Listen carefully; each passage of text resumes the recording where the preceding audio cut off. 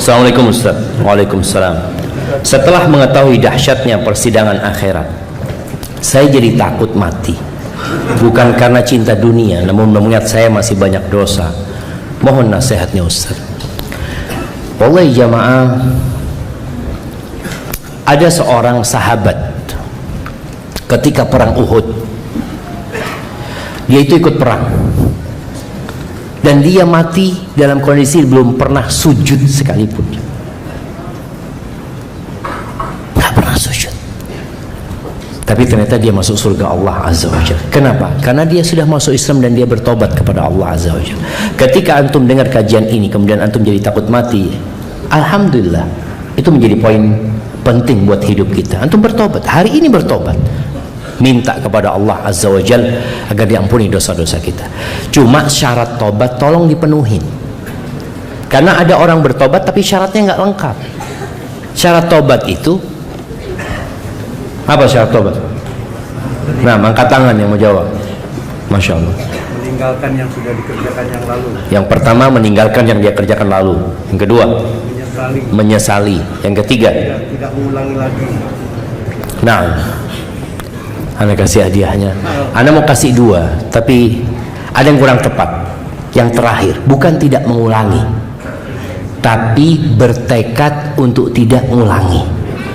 Karena boleh jadi dia ngulangin lagi nanti, jangan.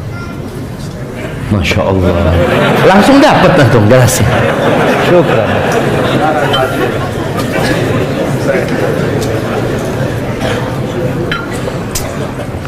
Alhamdulillah.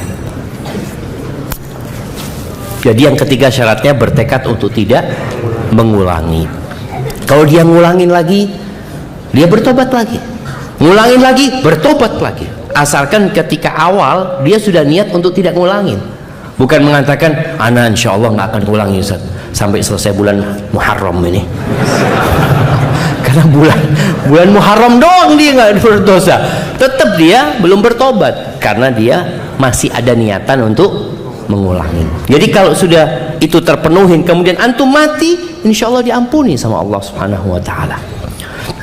Namun ada orang tadi yang dia bertobat, tapi Ustaz gimana Ustaz ya, ana masih ada transaksi riba ini dan itu. Sebenarnya ana sudah tobat Ustaz. Ya berarti belum lengkap tobatnya. Assalamualaikum Ustaz. Apakah semua dosa-dosa kita akan diperlihatkan di akhirat meski kita sudah bertobat?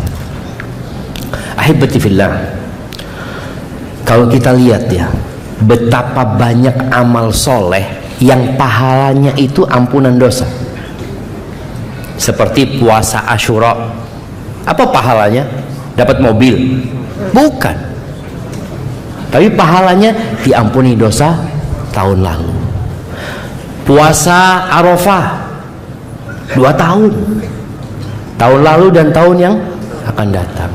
Lailatul Qadar, kata Nabi SAW, man qama lailatul qadri imanan wahtisaban ghufira lahu ma taqaddama min dhanbi. Barang siapa yang sholat pada malam Lailatul Qadar karena iman dan berharap pahala, apa balasannya?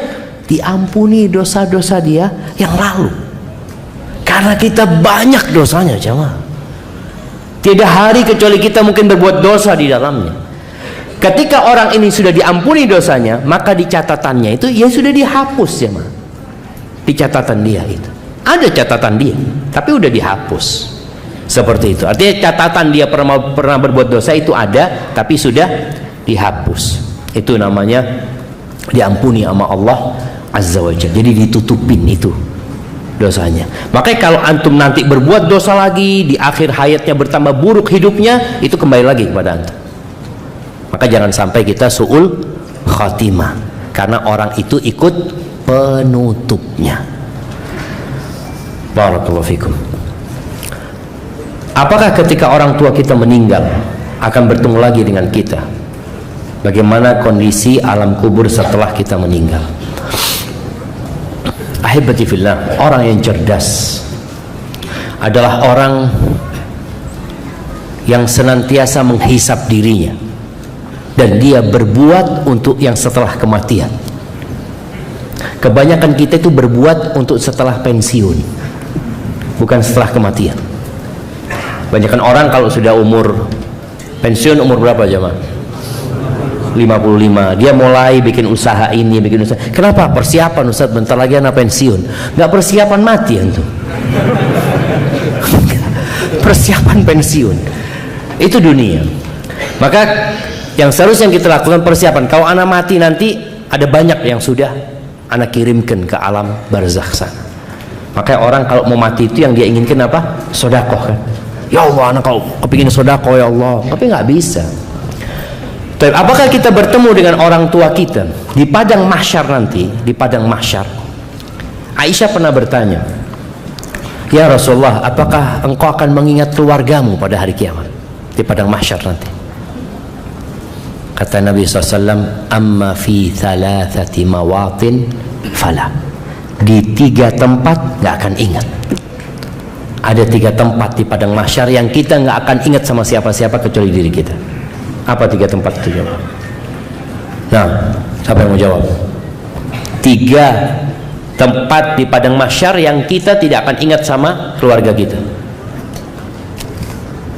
Mana yang mau angkat tangan jemaah? Nah, tafadhal. Pada waktu hisab. Yang kedua, pada waktu di sirat. Yang ketiga, pada saat timbangan. Masya Allah, berikan kepada beliau. Masya Allah, jazakallahu khair, barakallahu fikum. Iya, ada 3 tempat itu. Yang pertama adalah ketika pembagian rapot, ketika dihisab, dibagi rapot, itu nggak ada yang mikirkan orang lain kecuali dirinya sendiri. Yang kedua, ketika ditimbangan. Orang ketika ditimbang hanya mengingat dirinya. Dan yang ketiga, ketika melewatin sirat yang berada di atas neraka jahanam, itu nggak ada yang ingat. Jadi ada proses ingat, kemudian nggak ingat lagi. Proses ingat, karena yang terakhir kan sirat. Setelah masuk surga, maka di situ mereka akan saling mengingat sudah, mencari keluarganya. Ya. Apakah seorang anak bisa kumpul sama orang tuanya di surga? Bisa kumpul kalau sama-sama masuk surga. Walaupun orang tuanya berada di derajat yang lebih tinggi. Anaknya umpamanya karena amalnya kurang, ya masuk surga, tapi mungkin di tempat yang biasa aja. Kata Allah Azza wa Jal, walladzina amanu wattaba'athum dzurriyyatuhum biimanin alhaqna bihim dzurriyyatahum wama alatnahum min amalihim min syai'. Dan orang-orang yang beriman dan diikutin oleh anak keturunan yang beriman, maka akan digabungin nanti jemaah, digabungin tanpa mengurangi amalan yang lebih tinggi. Sebagian ulama mengatakan apakah mereka itu berkumpul pindah surganya atau enggak. Sebagian mengatakan tidak, mereka hanya bisa berziarah. Seperti antum mudik ketemu orang tua kapan? Masa kepingin tiap hari antum ketemu orang tua? Kan enggak. Ya antum bisa kumpul sama orang tua gitu loh. Itu pendapat salah satu pendapat. Yang kedua, enggak, dia bisa pindah surga karena orang tuanya akan kepingin terus ngelihat anaknya. Bagaimana kondisi alam kubur setelah meninggal dunia? Ini bicara hal yang gaib jamaah. Yang jelas ada azab kubur, ada nikmat kubur. Ada beberapa yang diceritakan Nabi SAW, seperti cerita tentang arwahnya orang-orang yang mati syahid. Arwahnya orang-orang yang mati syahid itu berada di rongga burung yang berwarna hijau. Tasrahu fil jannah haitsu tasha. Burung-burung itu berterbangan di surga Allah semaunya dia. Adapun arwahnya orang mukmin saja yang nggak mati syahid, ya sama di surga, di burung hijau, tapi hanya berterbangan di sekitar pohon-pohon situ. Karena pada saat itu tergantung amalannya. Adapun orang-orang yang berbuat dosa, diceritakan bagaimana Nabi SAW melihat ada tungku ya, yang bawahnya ada kayak apa namanya, seperti panci itu yang model lehernya kecil zaman, badannya itu besar. Nabi melihat ketika Isra Mi'raj itu ada wanita-wanita telanjang, laki-laki telanjang satu tempat sana jam. Kalau apinya besar, mereka pada kepingin keluar tapi nggak bisa keluar, dibakar mereka di sana, arwah-arwah mereka. Jadi seperti itu kira-kira cerita di alam barzakh sana. Dan alam arwah ini alam yang gaib, jadi kita nggak bisa menceritakan kecuali yang diceritakan oleh Rasulullah SAW. Nah, Ustaz, apakah di akhirat ketika persidangan, apakah antara seorang yang mengenal di dunia masih kenal dan ketemu lagi di akhirat? Tadi disebutkan di 3 tempat tidak. Nabi Ibrahim alaihissalam akan berjumpa sama bapaknya. Bapaknya nyari Nabi Ibrahim, coba. Bapaknya Nabi Ibrahim ketemu sama Nabi Ibrahim, lalu dia mengatakan, ya Ibrahim, al-an la a'si. Ibrahim, sekarang aku nggak akan durhaka sama engkau. Lah, akhirnya ya seorang anak kan tetap sayang sama bapaknya, jemaah, bapaknya ini. Lalu dia mengatakan, ya Allah, engkau berjanji sama aku tidak akan menghinakan aku pada hari kebangkitan. Wa ayyu khizzin min abil ab'ad. Adakah kehinaan yang lebih buruk daripada bapakku yang seperti ini kondisi, yang jauh. Akhirnya Allah nyuruh Nabi Ibrahim ngelihat kepada kakinya. Bapaknya ini sudah dirubah jadi binatang, jadi henna. Henna itu yang kayak serigala itu ya, yang sudah penuh dengan kotorannya sendiri, jamaah. Akhirnya ditendang sama Ibrahim. Jadi kalau bicara kenal tadi akan berjumpa, tapi mereka tidak akan bisa memberikan manfaat, jemaah, pada waktu itu. Bagaimana seorang ayah datang ke anaknya, nak tolong bapak minta amalanmu satu aja, nak. Nggak bisa bapakku. Yang ada malah orang-orang yang menuntut haknya orang lain, menuntut haknya yang diambil sama orang lain ya. Bagaimana Nabi alaihissalatu menceritakan ada orang yang bangkrut. Nih jamaah kita yang udah ngaji, yang amalannya udah baik, alhamdulillah, yang udah berubah dari dulu, tolong jaga dosa sama orang lain. Dosa sama Allah tuh Allah mudah untuk memaafkannya, tapi dosa sama orang lain akan dituntut antum pada hari kiamat nanti. Yang ingin beri komentar negatif atau ini, hati-hati antum. Yang mau bikin status nyakitin hati saudaranya. Tapi kadang-kala orang ini baper aja, Maya. Ada satu orang bikin status, ini nyinggung ana, Ustaz. Antum tahu dari mana dia nyinggung antum? Iya, soalnya ana punya masalah ini. Mungkin ada 10 orang punya masalah seperti antum. Ketika antum tersinggung, itu baik, sehingga antum bisa memperbaiki diri. Ada cerita seorang khatib, jemaah, khutbah Jumat. Habis khutbah Jumat dipanggil sama salah satu tokoh masyarakat, dipanggil ke rumahnya. Makan, afwan Ustaz, Ustaz tadi kayaknya nyinggung ana, Ustaz. Subhanallah, alhamdulillah kalau antum tersinggung, alhamdulillah, kata dia. Semoga antum bisa berubah lebih baik. Tapi anak ceramah buat semua orang, bukan buat antum. Emangnya khutbah Jumat itu buat satu orang gitu loh. Orang ini bicara tentang dosa, cuma dia memang sedang melakukan dosa itu, sehingga dia merasa ada nyinggung ana, Ustaznya.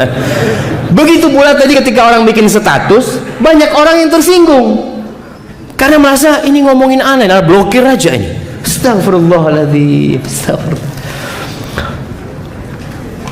Ustaz, mohon nasihatnya untuk anak yang baru kehilangan anak satu-satunya. Masya Allah, jemaah. Yang pertama, anak itu ujian. Ujian ketika hidup, ujian ketika meninggal dunia. Jadi jangan berpikir bahwa saya yang punya anak ini nggak diuji. Diuji dia, dengan punya anak dia diuji. Apakah dia akan mendidik anaknya dengan baik? Apakah dia akan tetap berbuat amal soleh seperti sebelum dia punya anak, atau amal solehnya berkurang? Dulu yang sering bersodakoh, gara-gara punya anak sodakohnya berkurang. Ada yang seperti itu. Maka buat yang kehilangan anaknya, katakan inna lillah wa inna ilaihi raji'un. Allahumma ajurni fi musibati wa akhlif li khairan minha. Ya Allah, berikan aku ganti di musibahku, berikan aku balasan di musibahku, dan berikan ganti yang lebih baik darinya.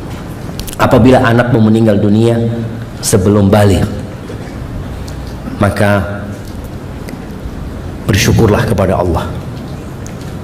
Insya Allah anak itu akan nungguin orang tuanya di pintu surga. Bagaimana ketika anak-anak kecil disuruh masuk surga, mereka nggak mau, jawab. Dikatakan, kenapa mereka kok nggak mau masuk surga? Anak-anak itu mengatakan, hatta ya'tiya abauna, sampai orang tua kami datang, kata dia. Kami nggak mau masuk. Itulah syafaat yang diberikan oleh anak buat orang tuanya, asalkan orang tuanya sabar. Dan orang tua yang bersabar, yang memuji Allah, bersyukur sama Allah Azza wa Jal, insya Allah akan dibangunkan rumah di surga. Dan rumah ini spesial loh jemaah, spesial banget. Bagaimana Allah mengatakan kepada malaikat-malaikatnya, ubnu li abdi baitan fil jannah, bangunkan buat hambaku ini rumah di surga. Wasammuhu baital hamdi, kasih nama yang besar mungkin di sana, kasih nama rumahnya itu apa? Rumah pujian. Karena dia ketika tinggal mati anaknya, dia tetap memuji Allah Azza wa Jal dan mengatakan inna lillahi wa inna ilaihi raji'un. Ustaz, bagaimana menghadapi suami yang tidak mau sholat? Ini ada beberapa kondisi. Ada yang memang nggak sholat sejak sebelum menikah. Ada yang sempat sholat, ana menikah sama suami ana, ini udah bener Ustaz, tapi gara-gara dia punya masalah akhirnya dia berhenti sholat. Ada jemaah merasa apa ya, kok Allah zalim sama ana ya, na'udzubillah. Padahal anak ini sudah rajin puasa sunnah tapi dikasih musibah seperti ini. Itu tanda cinta Allah, Allah kasih musibah buat engkau. Emangnya Rasulullah SAW nggak dikasih musibah? Hidupnya penuh dengan perjuangan Nabi SAW. Kalau suamimu ternyata memang nggak sholat sejak sebelum menikah, maka nasihat anak yang pertama, engkau yang bertobat kepada Allah, mohon ampun sama Allah SWT. Kok mau sama suami kayak gitu? Loh iya, kalau memang sejak sebelum menikah berarti kan engkau yang mau. Nabi SAW memberikan arahan, engkau nikahi laki-laki yang akhlaknya baik, yang agamanya baik. Engkau nikahi laki-laki nggak sholat, siapa yang salah? Engkau. Maka mohon ampun sama Allah Azza wa Jalla. Kita ini kadangkala menyelisihi atau melanggar aturan yang diberikan oleh Rasulullah SAW. Berapa banyak laki-laki ini yang dicari perempuan yang cantik, yang putih, yang tinggi, apalagi jemaah, yang fulus ini Ustaz, alhamdulillah. Cuma memang Ustaz dia belum sholatnya masih bolong-bolong Ustaz. Gimana Ustaz? Janganlah, cari yang lain. Ustaz, kalau ana memperbaiki dia gimana Ustaz? Bukankah apa yang memberikan hidayah kepada orang lain Ustaz? Ini sebuah kebaikan. Allahu Akbar. Emangnya antum bisa? Dia nggak nurut sama Allah, apalagi sama antum. Mau nurut sama antum? Sama Allah nggak nurut dia. Maka tadi kalau memang kesalahan itu dari pihak kita, kita harus tahu diri jemaah. Tadi introspeksi diri. Iya, kayaknya ana memang dulu Ustaz, ana mau sama dia karena dia tampan, pinter, tapi memang ana tahu dari dulu dia sholatnya jarang Ustaz. Seperti itu. Maka antum bertobat kepada Allah lalu berusaha memperbaiki. Ajak suaminya datang ke kuburan. Nah, karena sebenarnya yang membuat orang mau beramal itu kan tadi ingat mati, ingat ada hisab jemaah ya. Kadang-kala orang ini nggak mau sholat, ngapain sih? Sibuk sama apa antum nggak sholat? Nggak ngapa-ngapain kadang-kala jemaah. Maka ajak ke kuburan, ajak ke rumahnya orang-orang yang sakit, yang menderita, supaya dia ingat dengan nikmat yang Allah berikan. Kadang-kala dia sudah tahu hukum. Kalau dia tahu hukumnya sholat, ya jelaslah. Orang yang nggak sholat ini bisa kafir. Antum mau nggak sholat, belum dapat hidayah masalahnya. Nah ini bukan. Ini mending loh jamaah. Dia tidak menentang hukum sholat, dia tahu, cuma dia masih belum sholat. Seperti itu masih ada harapan lah. Didoakan sambil diajak suaminya. Cukup. Masya Allah. Suruh cukupan. Satu lagi pertanyaan anak jamaah. Nah, bagaimana Afwan Ustaz, anak akhwat, bagaimana jika kita merasa menyakiti orang lain namun orang itu tidak mengenal kita karena suaminya pernah mencintai kita?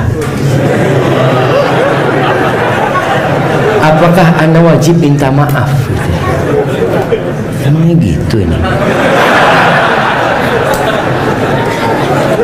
Nah, ya mungkin takut perempuan ini dikatakan pelakor ya, gangguin suaminya orang. Wanita-wanita ini memang nanti kelak akan dihisap jamaah. Yang kadang-kadang dia merasa dia nggak berbuat dosa. Contohnya dia pakai baju yang seksi, dia nggak pakai jilbab, dia jalan. Berapa banyak suaminya orang yang terganggu sama dia. Dia akan tanggung jawab nanti dengan dosa dia karena membuat orang lain berbuat dosa. Loh Ustaz, dia yang tidak menundukkan pandangan. Engkau jadi sebab masalahnya seperti itu. Ketika engkau nggak seperti itu, aman sebenarnya. Tapi kalau ternyata perempuan ini enggak, Ustaz, ana sebenarnya ya mau gimana, ada orang seneng sama ana. Apakah ana kemudian berdosa? Enggak. Apalagi memang laki-laki mungkin dia berpikir untuk nambah istri. Iya, artinya kan dia mungkin jadi nggak dosa, perempuan ini nggak dosa gitu loh. Tapi kalau dia yang godain suaminya orang, ini yang bermasalah. Kalau engkau yang godain suami dia, jangan, engkau bertobat dan nggak perlu minta maaf sama dia, engkau bertobat kepada Allah Azza wa Jalla. Jadi ada kondisi-kondisi jamaah, sebuah kezaliman yang kita lakukan kepada orang lain dan orang itu nggak tahu. Kalau antum kasih tahu, ribut akhirnya. Antum jangan kasih tahu. Contohnya, antum ghibain orang itu, ngomongin orang itu macam-macam, tapi orang itu nggak pernah tahu kalau antum ngomongin. Antum nggak perlu datang kepada dia, mbak, ana ini pernah ghibain anti. Na'udzubillah, ana tuntut di hari kiamat. Jadi ribut akhirnya sama dia, gitu loh. Akhirnya kalau ketemu sama dia jadi nggak enak ya. Tapi yang datang kepada dia, mbak, aku minta maaf ya kalau punya salah ya. Mudah-mudahan Allah kasih yang kebaikan buat mbak. Terus di tempat antum biasa ribain dia, sebutkan kebaikan dia. Ini sebagai balasan kita terhadap dosa yang kita lakukan gitu loh. Bagaimana kita menebusnya? Di tempat-tempat ada yang ribain dia, antum belain dia. Tapi nggak perlu antum nyatakan ana pernah ribain anti. Tapi kalau dia tahu, ya kita datang minta maaf. Karena dia udah tahu. Tapi kalau nggak tahu, ada hal-hal yang nggak perlu disampaikan supaya tidak menimbulkan masalah yang lebih besar. Jamaah rahimakumullah, ana mohon maaf karena ana ada acara selanjutnya. Semoga pertemuan kita diberkahi sama Allah Subhanahu wa taala. Semoga Allah mengampuni dosa-dosa kita dan semoga Allah Jalla Jalaluhu menambahkan keimanan kepada kita. Ada satu doa Nabi yang Nabi sering bacakan buat sahabatnya ketika beliau bermajlis, Allahumma qsim lana min khasyatika ما تحول به بيننا وبين معاصيك ومن طاعتك ما تبلغنا به جنتك ومن اليقين ما تهون به علينا مصائب الدنيا ومتئنا بأسماعنا وأبصارنا وقواتنا ما أحييتنا واجعله الوارث منا واجعل ثأرنا على من ظلمنا وانصرنا على من عادانا ولا تجعل مصيبتنا في ديننا ولا تجعل الدنيا أكبر همنا ولا مبلغ علمنا ولا تسلط علينا من لا يرحمنا وسبحان ربك رب العزة عما يصفون وسلام على المرسلين والحمد لله رب العالمين.